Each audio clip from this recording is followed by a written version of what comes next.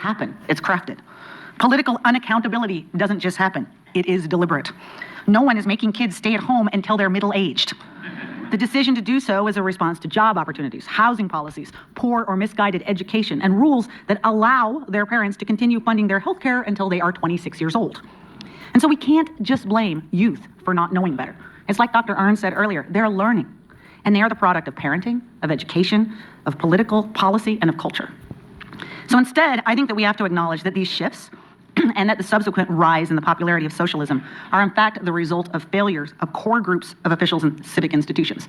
And tonight I'd like to make the case that there are 4 in particular that we need to talk about and put out there for blame. They are the Democratic Party, the Republican Party, the media, and our system of education, in particular higher education. Hillsdale, of course, excluded.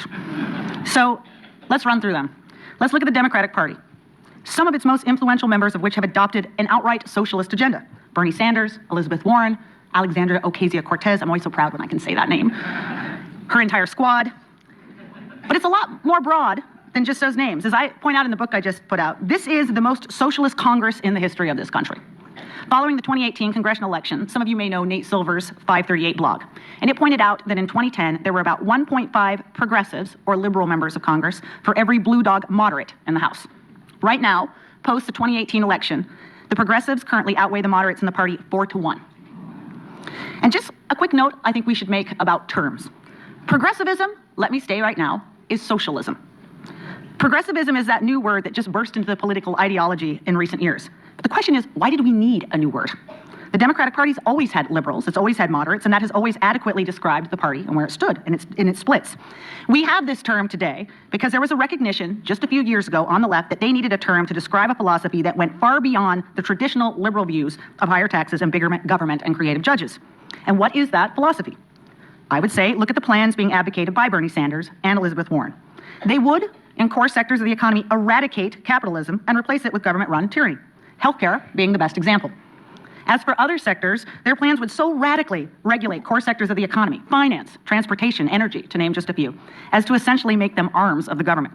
And they would also so tax all of these sectors and businesses to such a degree that they would cease to even function to function on the behalf of shareholders. They would instead exist as the central means by which the Sanders and Warrens and AOCs of the world would redistribute wealth in this country. Does everyone in this room, I'm sure most of you are aware of it, of that famous description of political and economic systems that's based on 2 cows? Some of you have probably heard of this. So feudalism, you have 2 cows and your lord takes some of the milk. Fascism, you have 2 cows, the government takes both of them and hires you to take care of them and sells you the milk. A dictatorship, you have 2 cows, government takes both, and then it shoots you. My favorite was always British democracy. You have 2 cows and they both go mad. American capitalism, you have 2 cows, you sell one, you buy a bull and you grow a herd and you hire workers and then you go public and then you get on the Forbes 500. Socialism. You have 3 cows, government takes 2 and gives them to other people on the grounds that that makes things fair. This is pretty much the approach of most of today's progressives in the Democratic Party. They would take the majority of other people's wealth, the majority of other people's earnings, the majority of other people's property to pay for free healthcare, for free education, for free childcare, for free drugs. So please don't be fooled by Bernie Sanders' tortured attempts to make a distinction between democratic socialism and pure socialism. Socialism has long predated even communism. And in fact, it's always existed in a variety of forms. If you look at their Marx and Engels in their Communist Manifesto, they actually devoted an entire section to criticizing the forms of socialism that existed at the time that were not pure enough for them.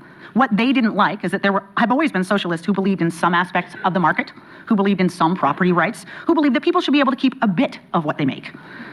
Those who have attended here the past few days have heard some wonderful explanations of the different models of socialism around the world. And so let's be clear, what progressives are advocating today is just another version of socialism. It'd be a US version, sure, but it's still socialism. It's a version in which some markets would actually be allowed to exist, in which some Americans and corporations and wealthier people would be allowed to keep some of what they earn, but they would, to be clear, by and large, be working for the benefit of everyone else. That is socialism. And the only reason the adherents to this philosophy do not use that word openly, beyond Bernie Sanders, is because they know that it remains a detestable idea for most Americans. So instead, we get the word progressivism. Or we hear Elizabeth Warren actually say with a straight face that she is a capitalist. She can say what she wants. Progressivism is socialism. So the bigger question is, why have so many in the Democratic Party moved left so quickly? Younger people in this country who are adopting socialism at least have the excuse of being ignorant of history. They are seemingly unaware that if we in this room had $1 for every time socialism was successful, we'd have $0. Of course, what's more notable is that even if socialism did work, we'd all have $0 too.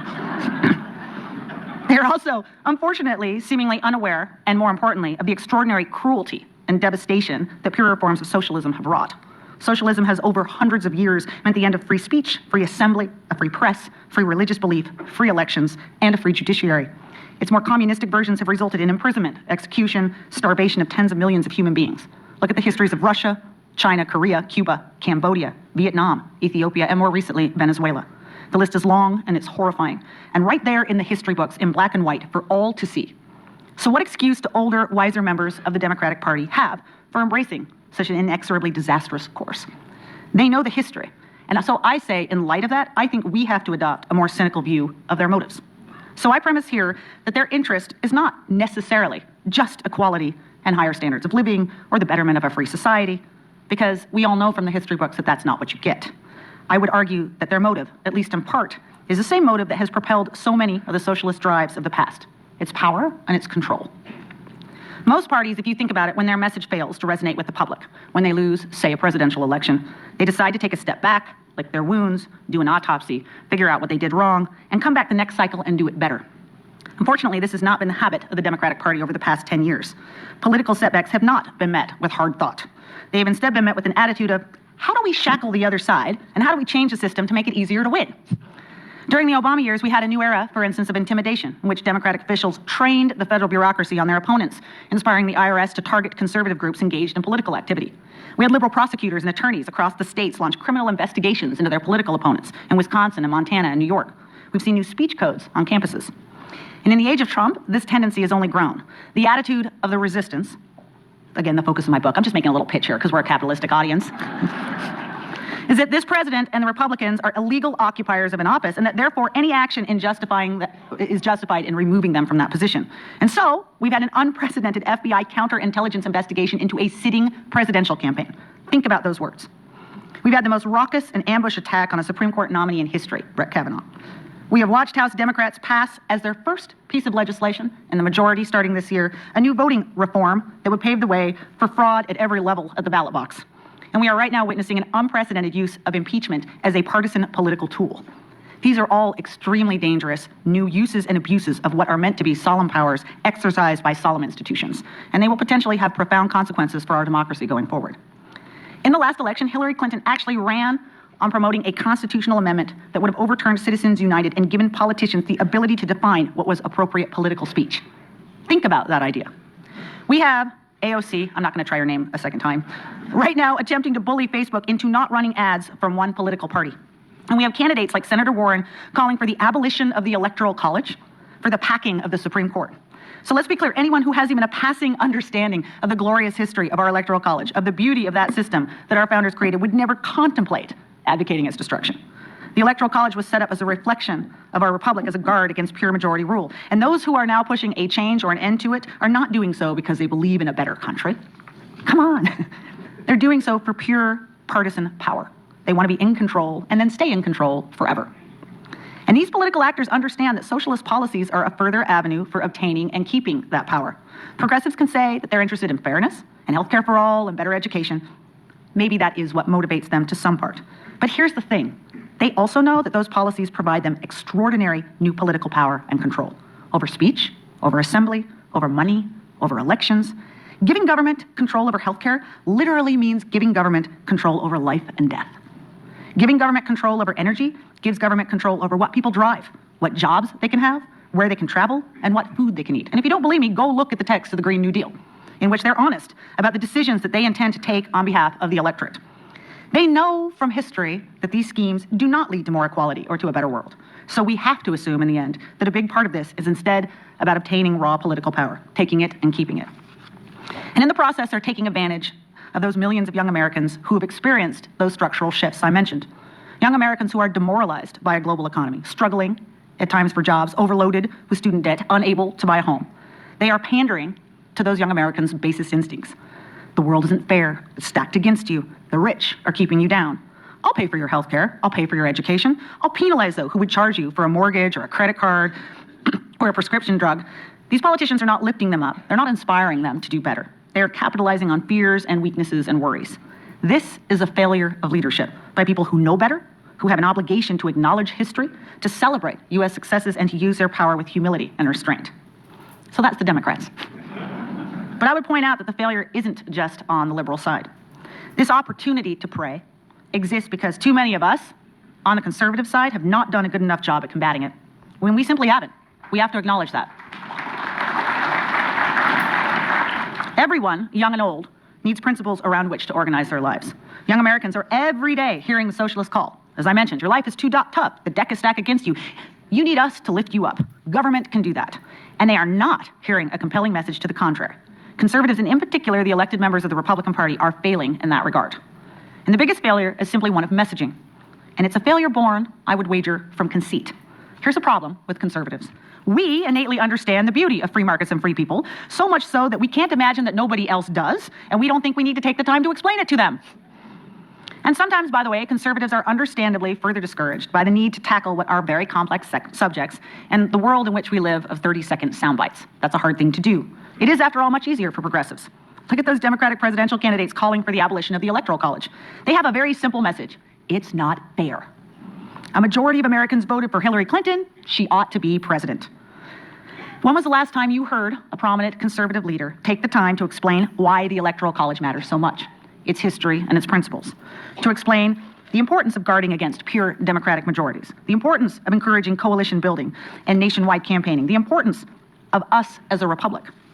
Would anyone like to actually hazard a guess of how many young Americans under the age of 30 even understand how the Electoral College works? Raise your hand if you think it's like 10%. That's an extraordinary failing. They don't. And by the way, those who do might entirely be here on this campus.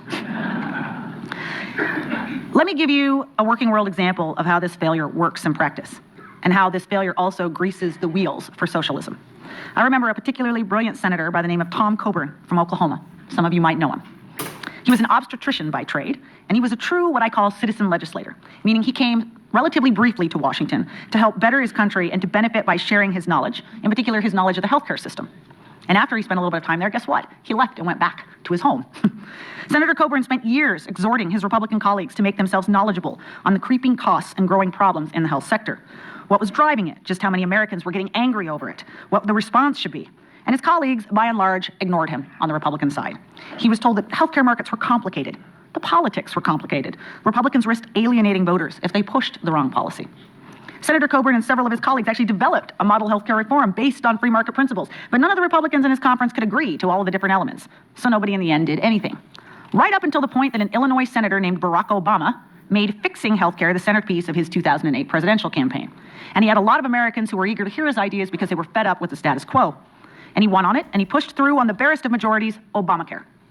Obamacare has since performed exactly as conservatives predicted it would, driving costs up even further, disrupting care, undermining innovation, and making healthcare unattainable for significant numbers of Americans. So much so that we now have Democrats saying that the only way to fix these problems, the problems that they created, is to socialize medicine and to put government in control of all of it. And Republicans are doing the same thing they were doing a decade ago. They're decrying those Democratic plans, but even today, and let me stress this, even today, they do not have a unified reform in response. 15, 20 years later. Not with one voice and not with one vision. And so, by the way, if you're one of those millions of young Americans out there, it makes the choice in this election very simple. You can vote for Republicans and get the status quo, which nobody is very happy with, or you can vote for Democrats and get free health care. Which would you choose, given what's been told to you out there in this environment? So this, too, is a failure of leadership, but by a group of elected leaders who need to do more than just complain about the other side, who need to have the passion of their convictions and the mindset that it is their obligation to teach and explain and boldly tackle even complicated subjects. And moreover, who need to start coming up with a strategic plan for how to break through the stranglehold of the two other institutions that are doing so much damage to our country, who are also most directly and daily failing our young Americans, the media and the education complex. Our press is currently overdue for singular criticism. For decades now, the media has been moving to the left. And this, I believe, is a function of a growing elitism in the media profession, one that's stomped out diversity of viewpoint. Long gone are the days when a farm boy could put himself through a community college, start as a cub reporter at a local paper, and one day find himself on a desk at the New York Times. Increasingly, the reporters who shape our daily narrative from these lofty media purchases all come from the same left-of-center communities, all went to the same left-of-center colleges, all have the same left-of-center views. By the way, I grew up in a logging community in Oregon. I don't know a single person who works in journalism today who has even a remotely similar experience to mine. In fact, they actually wonder if we still have electricity in the places where I grew up. It's just, they're so divorced from anything outside of New York or Washington, it's something to behold. And meanwhile, the old guard editors who used to exist to scrupulously stamp out hints of bias are all things of the past. And one result is that most of the mainstream media today actively campaigns against capitalism and free markets. In 2018, researchers from the Arizona State University and Texas A&M University surveyed 462 financial journalists, okay? Financial journalists. These are the people who have a special understanding of markets, finance, corporations, trade. These are the people who therefore ought to have the most understanding of the virtues of capitalism, in particular by comparison to any other system in the world ever in all of history. And yet the researchers found that of these more than 450 journalists, nearly 60% admitted to being very liberal or somewhat liberal. Another 37% described themselves as moderate, and precisely 4.4% said they leaned right of center. 4.4%. This is why the mainstream media uniformly writes stories that are hostile to tax cuts, to deregulation, to labor market freedom, to healthcare freedom, and to political campaign spending, which, by the way, is a form of free speech. It's why they're also hostile to corporations and businesses that employ tens of millions of Americans. If you are a millennial and you take an even occasional interest in the news, this is the unrelenting message that you are sent every day. In addition to this, you are provided a never-ending stream of stories about vulnerable communities who are unable to help themselves without the aid of government. You also read fawning coverage of socialist proposals offered by Democratic candidates, whether it be Medicare for All or the Green New Deal, free college, the forgiveness of student debt. And these stories are also, and I think this is important, not just fawning, but bereft of any critical analysis of the failings of these systems, failings that have already been demonstrably proven in other countries that have adopted similar proposals. When was the last time you read a story about a Bernie Sanders or Elizabeth Warren plan for Medicare for All that mentioned the waiting lines or death panels that accompany Britain's National Health Service? We hear nothing about the collapse of medical innovation in other countries that have instituted price controls. We hear nothing about the mess that is currently the energy market in places like Germany that have embraced renewable energy programs of the very type now being pushed by the American left. This amounts, and I'm saying this as a journalist, to professional malpractice.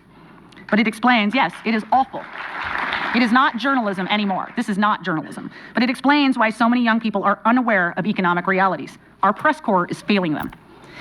And I would just point out, those are just the factual questions. They are failing the country in an even bigger and more scary way than just economic illiteracy. Most socialist regimes are accompanied by autocratic or totalitarian tendencies. And that is because socialism as an economic project is imposed from the top down. The more power you have at the top, the easier it is to force people to implement your agenda. And the guard against this has always been a vigilant and free press, which exists to be skeptical of government power and to be on guard against government abuse. That press in turn leads to a more educated, active citizenry that rises up against real or even perceived abuses of power. In the past 3 years, our press has completely abdicated that role. The press has gone beyond mere bias to actively and overtly joining one side in a partisan war. And so visceral is its hatred of this current president that it has abandoned all of its basic standards and functions. This is a press corps that for the past 3 years has praised and justified an FBI investigation into a presidential campaign. Imagine that. Jim Comey's FBI engaged in Hoover-like behavior, surveilling members of a political campaign, keeping secret memos of his conversations with the president, leaking them later to gin up a special counsel. Not only has the press blessed this behavior, it has sat and served as a willing scribe for the self-serving narratives of those who were actually fired from their jobs. It's put them on TV, serving them up as neutral analysts on these topics. The very people who were at the center of one of the greatest political scandals in modern times. When I was coming up through journalism, you were taught to question anything a government official told you, to look out for spin. These guys are acting as the narrators of that former institution's leadership's positions. And there's a generation of younger Americans who have been told for 3 years as a result that there is nothing wrong whatsoever with powerful law enforcement and intelligence agencies secretly monitoring American political figures. We have a press corps that these days routinely tells that younger generation that it's okay for Americans to settle their political differences via impeachment. For one party. The whole thing is good. The whole thing is sad. And if anyone knew anything about healthcare, they would have their minds blown about what Obamacare has done. Prior to Obamacare, there was something called Healthy Families in California where you paid a sliding scale. You got to pick your provider, and what you paid was based on what you earned. So you actually had to pay something, but it was reasonable. It was actually affordable. And the minute that the Affordable Care Act was implemented, approximately, 6 to 7 million Californians lost that and were automatically placed on Molina CHPW state insurance. The reimbursement from the state was so bad and took so long that if you were a private practice, you could no longer see these patients. I worked in community health clinics, which was another fascinating thing because they got paid about $1.50 on the dollar. Their reimbursement through the state was actually extraordinary. The wait time to get in could be upwards of 2 months. Anyways, fast forward to me starting my own practice. Actually, when I moved up to Washington in 2014, I worked for a community health clinic, CMAR, in Vancouver. And I'd have a family that would come in, child suspected to have autism or spectrum issues, severe mood behavior issues, etc., whatever. And I was like, okay, I'll just refer him to a psychiatrist for neurodevelopmental workup. And I realized very quickly that the wait time was a minimum of 12 months. 1 year. 1 year for a family to get their child in for an evaluation, not for treatment, not for any help, just an evaluation. And finally, around 2015, it took me a year to realize that there was no hope, there was no help. And that was one of the seeds that caused me to start trying to figure out, how do I help these families? And this was a global lack of care. I'd walk out into the waiting room and I would see a mom, 3 kids, sitting there, and I would walk over to them. I recognize them, like, what are you doing out here?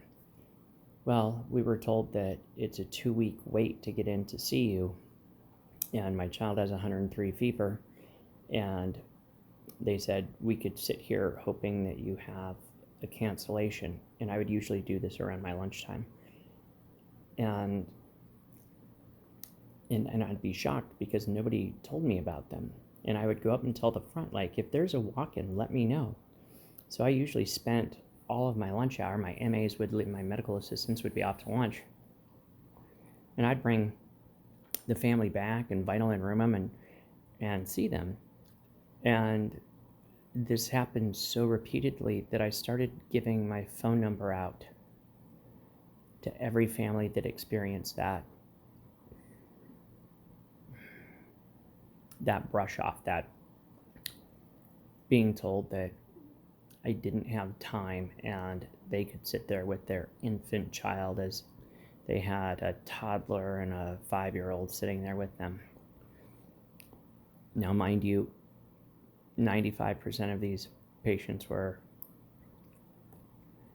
poor, Hispanic, undocumented.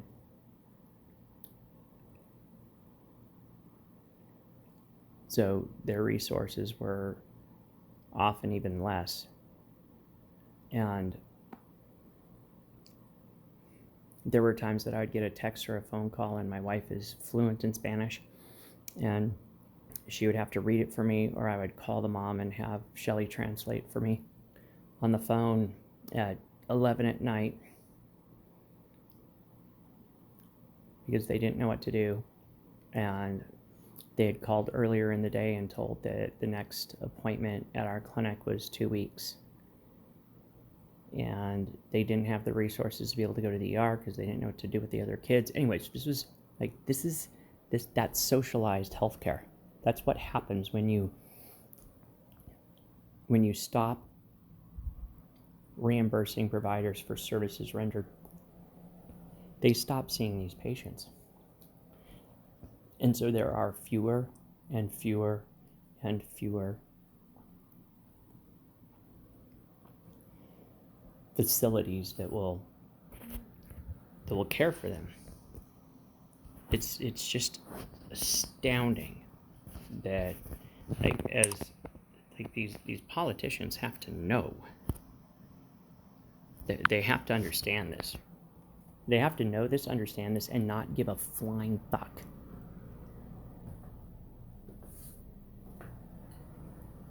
about the people they pretend to care about. Free healthcare. You get what you pay for, jackasses. And it's not that you get poor care. You get poor care.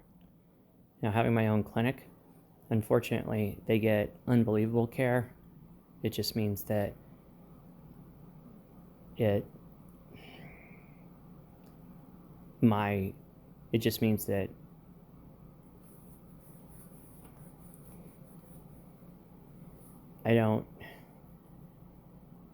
I'm a really bad business person. It means that me choosing to see these families has a huge, profound negative impact on my own family in terms of the hours I have to work, the number of patients I have to see later in the day, because I don't get it. It's charity. But then, like, if not me, who? And it's not like, oh, yay me. It's not that. It's just, like, it's just it's the right thing to do. Like, we all know, like, we all see what happens to these families that don't have access, or they have access to care, but it's just crappy care. They just stop going. Anyways, when I listen to this free healthcare, socialized healthcare, nobody really, like, lay people don't realize what it means. Like, they have a taste, like some people, they sort of understand, but they don't realize that it means that it's a 3-month wait for basic procedures. It's a 6-month wait. It's a 9. 1 year with COVID. I just got off the phone on Thursday. It's Sunday. On Thursday with Molina, Washington State state insurance company, for a patient of mine whose mom wants to get him in for an autism evaluation. And because of COVID, because that affects kids, no longer is it a 12-month wait, it's upwards of 16 months. So I asked her what the alternatives were, and she's like, well, we need to have a clinic that is qualified, like within their qualifications of being able to diagnose autism. Well, that's an easy fucking thing to do. Like, I can diagnose pneumonia, I diagnose dyslexia, I diagnose sprained ankle, I can diagnose this autism. It's not difficult. There's key characteristics, very, very fundamental characteristics. And these kids need early support. The earlier, the better. And isn't that the whole point? They're like, well, we need this kind of whole health system. Well, tell me what that means. It's like, you want to defund the police. Well, we just want to divert funds so we can have a clinical psychologist at the scene and blah, blah, blah. I'm like, really? You want to pay to have a clinical psychologist at the scene of some violent altercation, but you won't pay for a clinical psychologist to do testing on a child in need? Really? You think that's okay to defund the police? I mean, divert funds so that you can have alternate.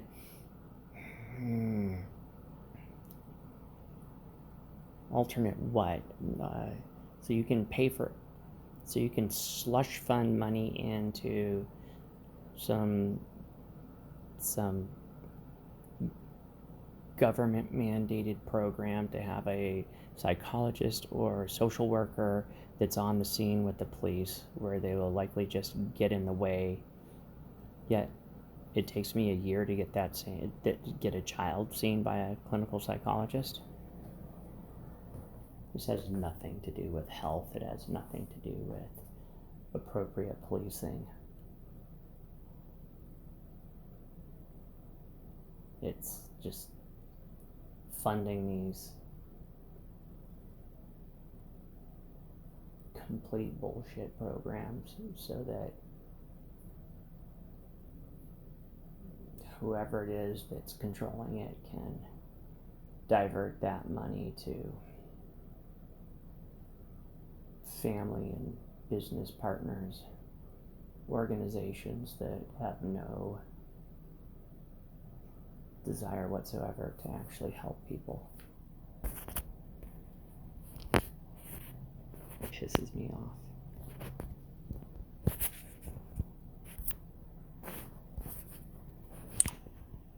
Okay, Maggie, you want to go out on a walk? You want to go out on a walk? Are you listening to me? Sorry, sweetie. Daddy's a little angry. Yeah, I know. There are bad people.